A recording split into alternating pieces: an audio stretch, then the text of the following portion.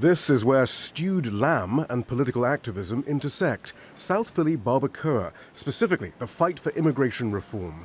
Christina Martinez and Ben Miller think it's obvious. Without undocumented migrant labor, the restaurant industry in the U.S. would collapse. The most recent estimates show that around 20% of U.S. professional cooks are undocumented, some 28% of restaurant dishwashers. Miller says restaurants have a moral obligation to fight for undocumented workers because they're the foundation of their success.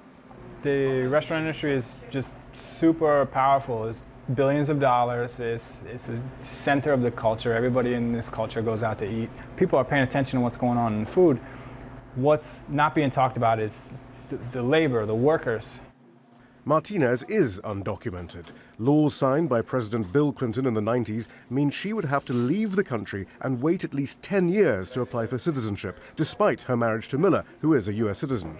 She says political pledges of reform have meant little to the undocumented who continue to be exploited for their labor without any protection.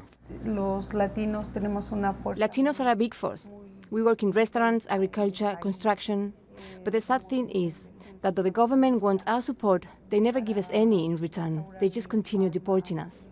The promise of America is big enough for all of us. Hillary Clinton presents herself as a champion for the undocumented. However, her record inspires suspicion among some immigration activists. Clinton's own words have been cause for concern. Well, look, I voted numerous times when I was a senator to spend money to build a barrier to try to prevent illegal immigrants from coming in. Should they be able to stay here? It's safer. It may be safer, but that's not the answer.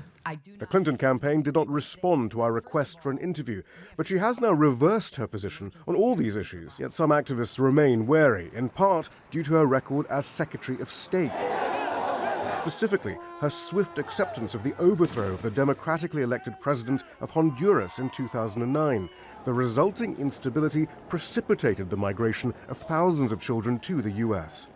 Her foreign policies are the impetus to the migration crisis today, and she still needs to own up to that. And without that, it's hard to trust her. Martinez and Miller say they have little faith in the pledges being made on the campaign trail. For them, only mobilization and activism will force through reform.